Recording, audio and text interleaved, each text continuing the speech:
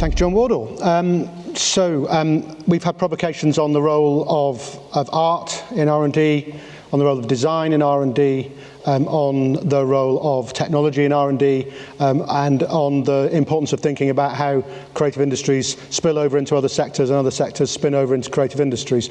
We haven't talked about what I once in a conference called the people formerly known as the audience, the user. I refuse to refer to any of us as users. It summons up a sort of Ewan McGregor sort of vision of people huddling in sort of doorways, warming up heroin from Train Spotting for me, that word. So I don't like that very much. But we do need, of course, to understand the social, the real human uses of technology and how our lives are affected by them and how they affect our lives. So when we were thinking about the editorial structure of Beyond, we thought that it was really essential to have somebody who could come to us and talk to us and challenge us about the ethnographics, the anthropology, the sociology of how this works. And we're absolutely delighted that Lanny Jacobs is joining us. So she is a digital anthropologist, or an ethnographer, or both, from Girl Effect. Now, if you don't know Girl Effect, Google away. I didn't, and so I found out a great deal of very interesting things overnight. They are a company and they explore essentially the effect of how young women and vulnerable young women in particular around the world engage with digital technology and how technology and digital brands can engage with them to support behaviour change or to learn about how they're engaging with digital technology. So we asked Lani to do a provocation for us on the idea that R&D needs insight from formerly known as audiences, sometimes known as users, or we could just call them people.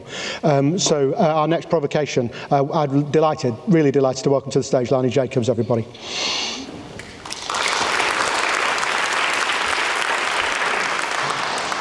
Hello, everyone.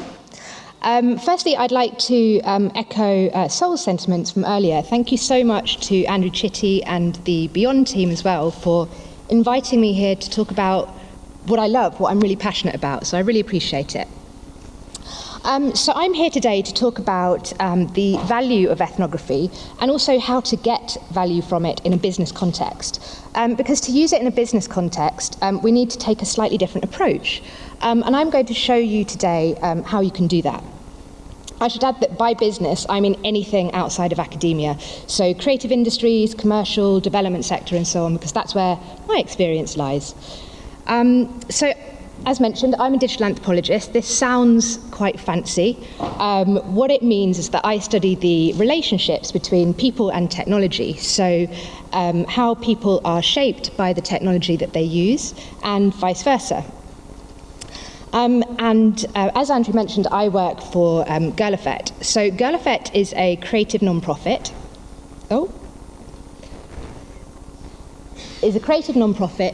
And we design or we build youth brands and mobile platforms to empower girls to change their lives. And we do this because we believe that if a girl believes in herself and her community believes in her too, a whole belief system can change to uplift her. So we're really focused on social change and individual behaviour change. So today, when I talk through the value of ethnography in business, I'm going to use one of our mobile platforms as the example of how it can be used. And this platform is called Springster. So Springster is, or aims to digitally connect marginalised and vulnerable girls around the world. It's an online community, essentially, featuring content designed specifically for vulnerable girls, and in some cases also created by these girls as well. So this can be stories, it can be articles, it can be quizzes, it can be polls, and so on. The platform is currently live in 66 countries and is available in 17 languages as well. And at the moment, we have over 1 million monthly users. So it's got a relatively big footprint. So to make Springster as relevant to girls as possible and as effective as possible in encouraging positive behaviour change, we need to develop a really deep understanding of the girls that we want to support and ensure that we can root this platform in girls' kind of everyday lives. So how can we do this? My answer, as an anthropologist, would be ethnography. What is ethnography? So, at its most core form, it is essentially understanding or studying people in context. So, it gets controversial though. I would say in academia, the idea of ethnography is that it's expected that a researcher will go into field, so into a community for 1 to 2 years and live with the community, building up long-term relationships of trust and studying really the entirety of people's lives, so really understanding their lives in context. So this means their family relationships, their work relationships, what they do every day, what they think and feel, and so on. And the primary way that ethnographers aim to do this is through participant observation. So this is where they're essentially trying to directly observe behaviour of the people that they're studying and participate in people's lives, on a day-to-day basis for this time period. So it's a really, really valuable approach because by taking this approach, you can get really rich detail around people in their lives. It's very holistic. You can understand also the difference between what people say they do, which you get obviously from asking them, and what they actually do in their lives. And what we find is that often there's quite a discrepancy between those two things. It's also really valuable for understanding some of the challenges and issues that people have, or their latent needs that they're not even aware of, that they couldn't tell you about even if they wanted to, because they just aren't aware that it exists. So it's super valuable for those reasons. However, we're talking about ethnography in business or ethnography outside of academia.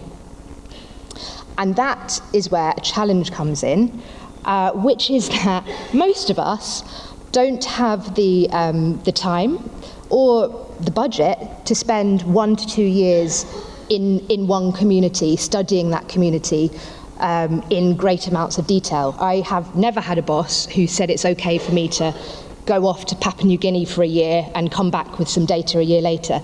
At Girl Effect, we're working on designing and creating products and services that have really fast turnaround times. We're trying to tackle kind of real-world issues and urgent issues as well.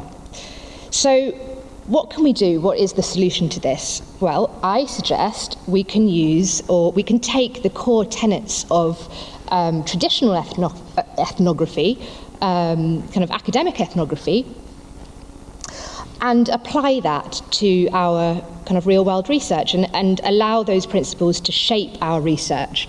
So the three that I focused on here are participant observation. So this means that when I'm doing research with young girls, as much as possible, I'm trying to observe their behaviour in different contexts, and where possible, also participate in the activities that we're doing with them. It's also about taking a really broad contextual focus. So again, trying to understand girls' and boys' behaviour in different environments.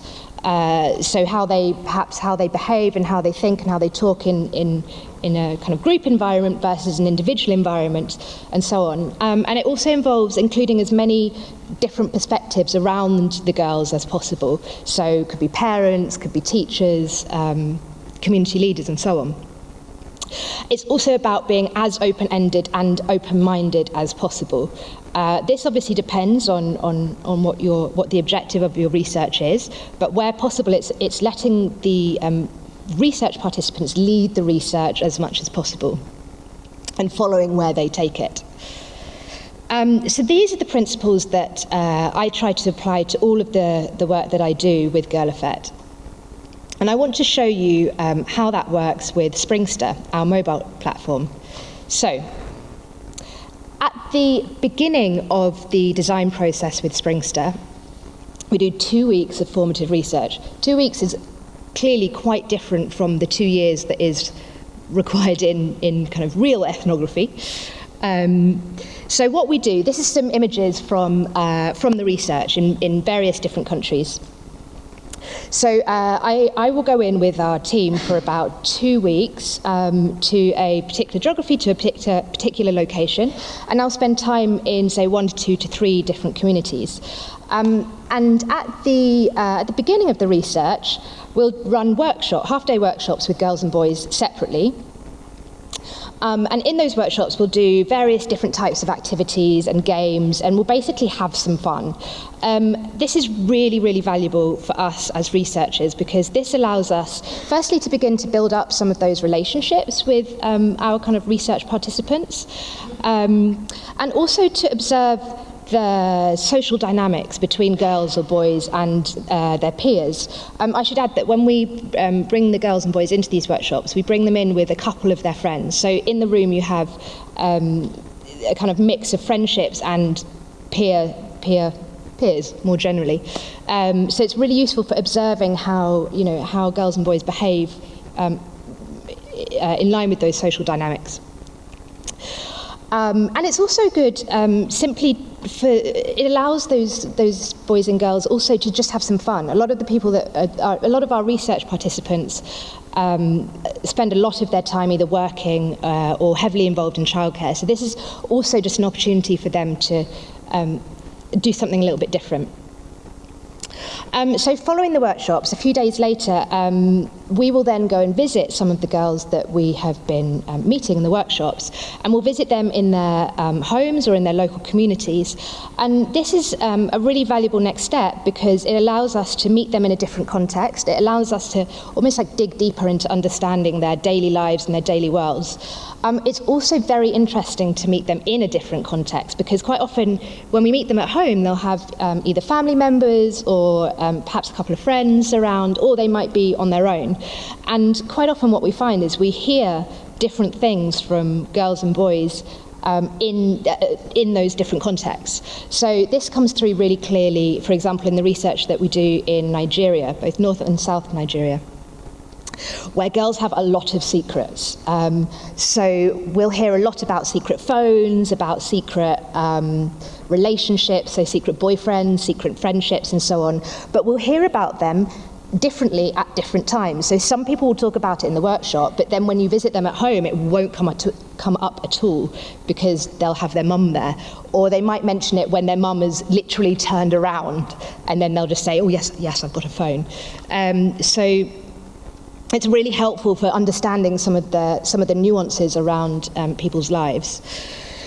And then following that part of the research, we then also meet some of the people in girls' lives and some of the people in the wider community. So, like I mentioned, this could be parents or teachers or community leaders, and we'll go and visit them in their either in their homes or their place of work, and we'll just talk to them about how they view the world and how they view girls' place within the world, which again helps us to understand more of this context around girls, and really helps us to build up a picture.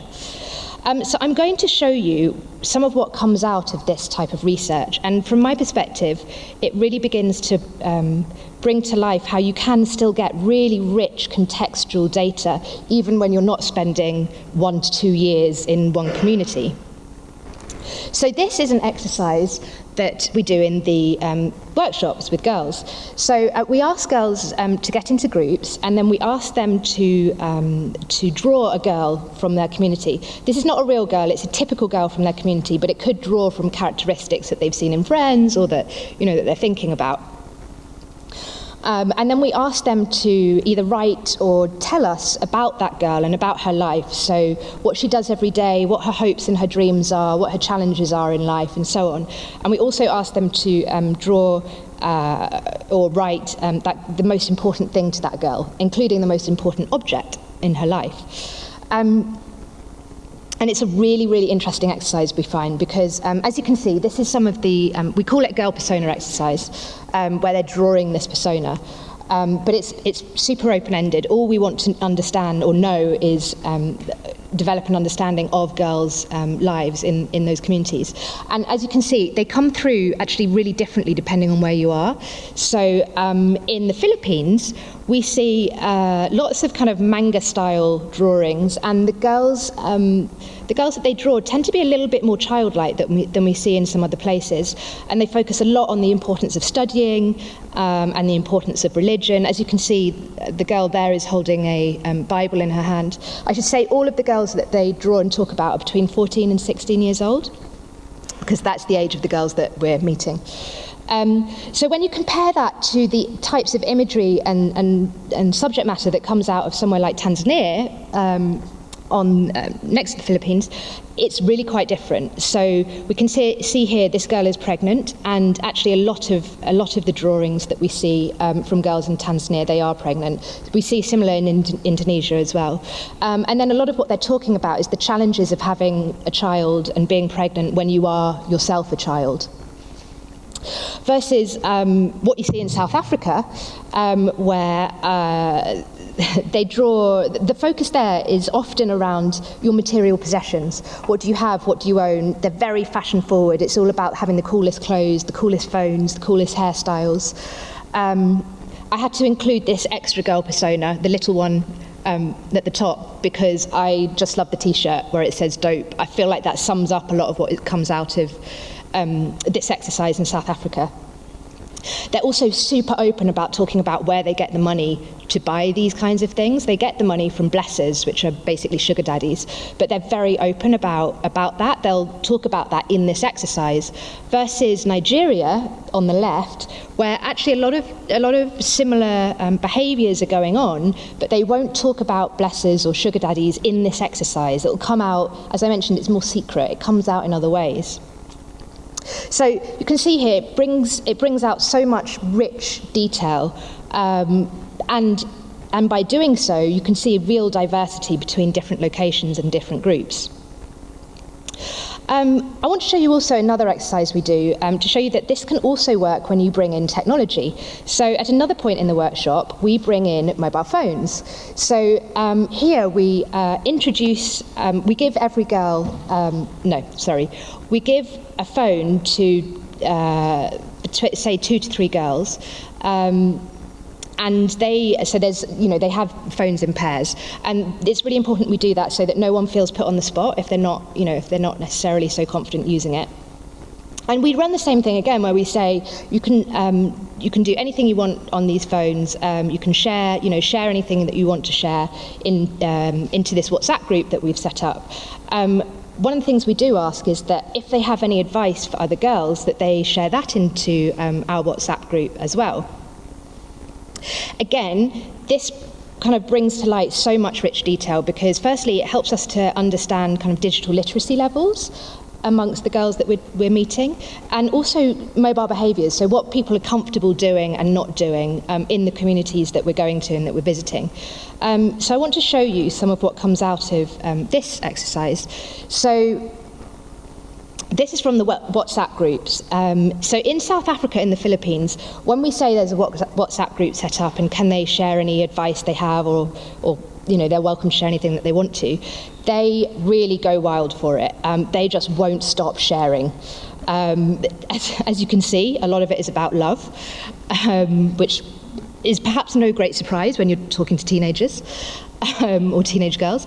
But it's interesting because when you compare that to Indonesia, the exercise works very differently. In Indonesia, it basically just doesn't work, and we don't force them to engage in the exercise. But they're just much less trusting in the sense that they're not comfortable just sharing information or thoughts into a group where they might not know everyone there. And this is really important for us to understand some of these details and some of this behaviour. Because what it means is that we can then use all of this really rich information to go away and design the Springster platform in a way that is valuable to these girls, and also kind of can positively encourage individual behaviour change for girls like Eliza in the Philippines. This is Eliza.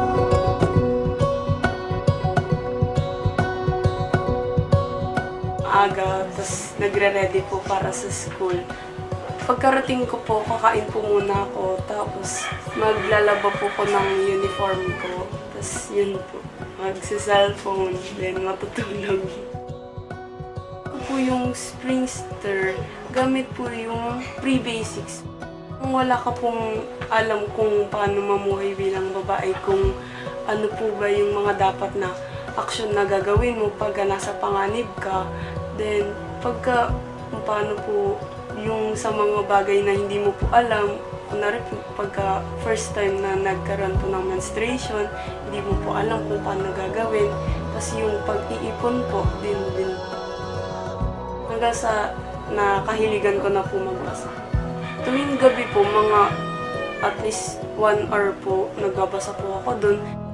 At po talaga ako sa Springster kasi simula po nung nalaman ko po yung app na yun, parang yung mga bagay na naguguluhan pa po ako, yung mga bagay na hindi ko pa po na malaman yun, tas mas may pa-improve pa po yung sarili ko. Una po makatapos po ng pag-aaral.